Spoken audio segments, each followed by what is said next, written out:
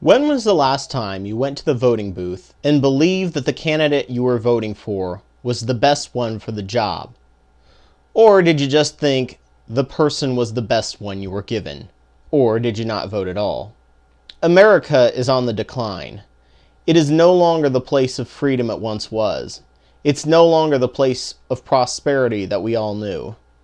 Freedom of the press is ranked as 20th in the world, 23rd in infrastructure, which is essential for growth and job creation, 22nd in perceived corruption, 13th in reading, 25th in math, 17th in science, 34th in infant mortality, and 4th in the highest income inequality. However, a telling number is regulation. Balanced regulation is an indicator of good governance. Over-regulation is a sign of corruption in a nation. If one has studied the Europeans, the first thing one will think is that they must have more regulation than that of the US.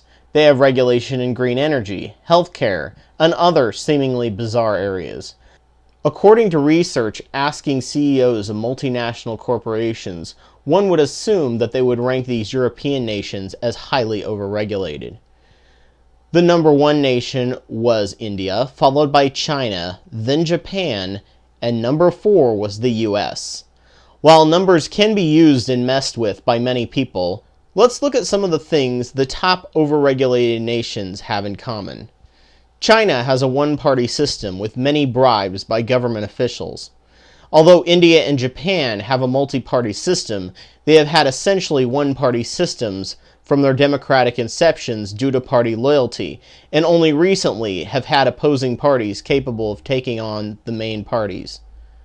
America has a two-party system where to get elected, your campaign has to get a lot of money from rich people.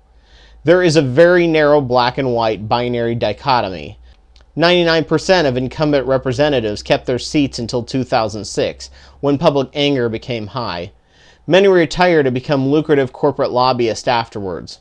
Corporations are considered people, the government can't regulate corporate spending in campaigns, and the public hatred and distrust of Congress is rising every year. Politicians are like diapers and should be changed often, both for the same reasons. During the Cold War, science, education, and infrastructure were considered essential war costs to win against the commies. Now that the Cold War has ended, we have the luxury to have candidates that consider these expenditures communism. We are now severely overregulated in areas we shouldn't be, and horribly underregulated in areas badly needed, like in banking and the environment.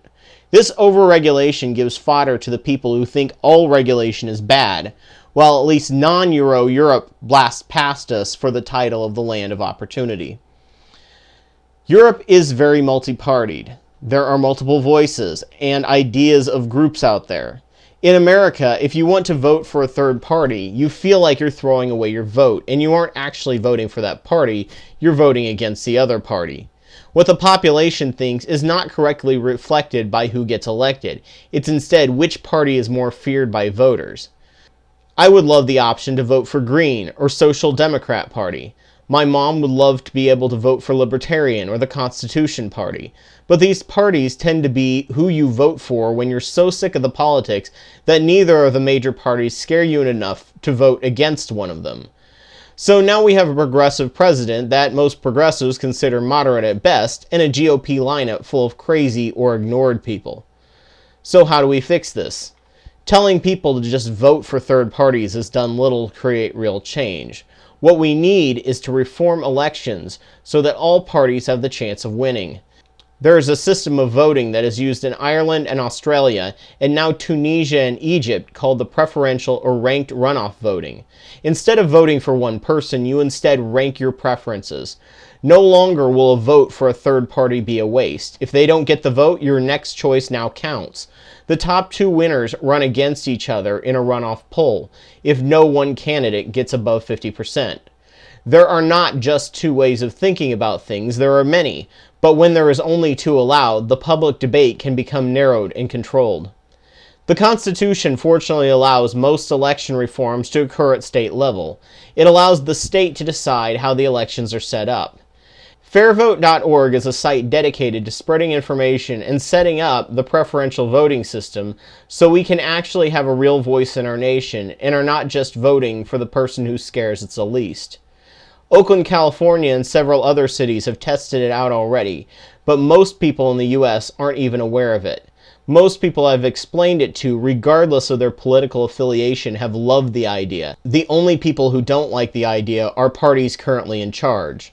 So please mirror this video and contact fairvote.org to become involved in your state. Thank you.